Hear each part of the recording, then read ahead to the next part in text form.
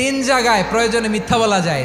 এক নাম্বার, আপনার ওয়াইফকে খুশি করার জন্য, সে একটু এরকম না বলে একটু কৌশল করে বললে খুশি হবে, ওটা বলা যায়। দুই নাম্বার, জীবন মরণের ব্যাপার, যান বাঁচানোর জন্য একটু কৌশল করে ঘুরিয়ে বললেন, এটা জায়েজ। তিন নাম্বার, দুইজন ঝগড়া লাগছে তাদেরকে মিলিয়ে দেওয়ার জন্য কৌশল করে একটু মিথ্যা বলা, ঘুরিয়ে বলা যায়। দুইজনের মধ্যে দেখলেন যে সম্পর্ক খারাপ, একজনরে বললেন, ভাই সে তো ওই দিন আপনার ব্যাপারে অনেক প্রশংসা। কি আমার ব্যাপারে প্রশংসা? কি বললো? এই বললো আপনি নাকি এই করছেন ওই করছেন, অনেক প্রশংসা। লোকটার মন খুশি হয়ে যাবে তার ব্যাপারে, ঠিক কিনা?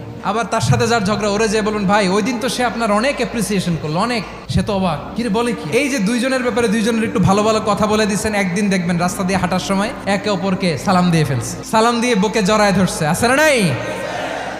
আবার মিলমিশ হয়ে গেছে। কিন্তু আমাদের স্বভাব হইলো, দুই প্রতিবেশী যদি একসাথে বসে একসাথে হাঁটে, দূর থেকে দেখলে আমাদের জলে, আছে না নাই? ঘটনা কি? এই দুইটার মধ্যে এত মিল কে? এই দুইটার মধ্যে গিরিঙ্গি লাগানো যায় কিভাবে? আল্লাহর কাছে তওবা করেন, এই মানসিকতার যেন আমরা না হয়, আমরা মিলিয়ে দিব।